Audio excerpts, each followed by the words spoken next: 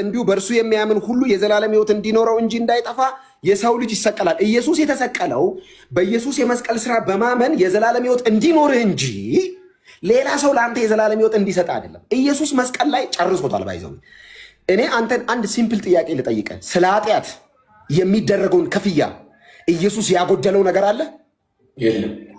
የለም።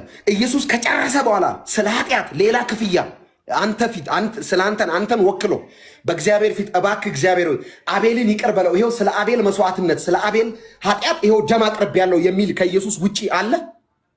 ቅድስት ድንግል ማርያም አማላጅ ነው። ደም አፍስሳለች ቅድስት ድንግል ማርያም ስለ አንተ ኃጢአት። ልጇ አፍስሱ። ልጇ ካፈሰሰ የልጇ ደም ነው እንጂ እሷን ራሱ ያዳነው። እሷ ታድናለች። በእግዚአብሔር አብ ፊት ቀርባ ታማልደኛለች፣ ከልጇ ታስታርቀኛለች፣ ታማልደኛለች።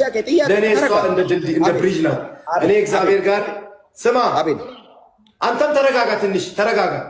ወንጌል እያወራው ነው። እኔ ተረት አይደለም፣ ወንጌል እያወራው ነው። ወንጌል በእውነት እኔ ለመበሻሸት ተረጋጋ። አንተም ይኸው የያዝኩት ቃል ምስክሬ ነው። እኔ ስለ እውነት ነው የማወራው። እኔ ጥያቄን በትክክል እየመለስክልኝ መታል። አሁን መጽሐፍ ቅዱስ ደም ሳይፈስ ስርየት የለም ይላል።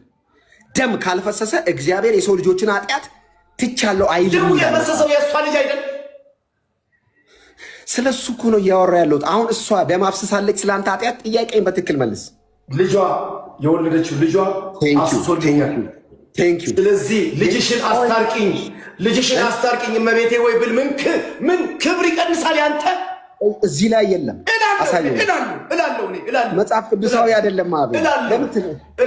መጽሐፍ ቅዱስ ስለ እኔ ኃጢአት እግዚአብሔር ይቅር የሚለኝ በልጁ በኢየሱስ ደም ብቻ እንደሆነ ይናገራል። እንደዚህ ይላል። እኔ ምንም አላልኩም እኮ። መስቀል ላይ የተሰቀለው እርሱ የዘላለም ሕይወት ይሰጣል። እሺ፣ ሌላ አንድ ጥያቄ ልጠይቅህ። ኢየሱስ ለምን መጣ?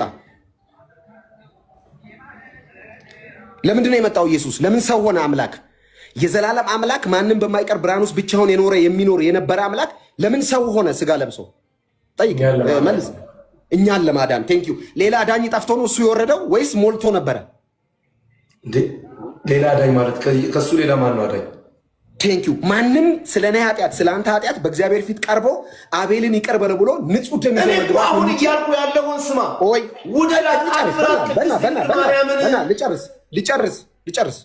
ስለ አንተ ኃጢአት እግዚአብሔር ፊት ቀርቦ ይሄውና ለአቤል ኃጢአት ክፍያ የሚሆን ብሎ ደሙን ይዞ የሚገባ ስለሌለ ኢየሱስ ሰው ሆኖ መጣ አይደለ? ቴንኪዩ።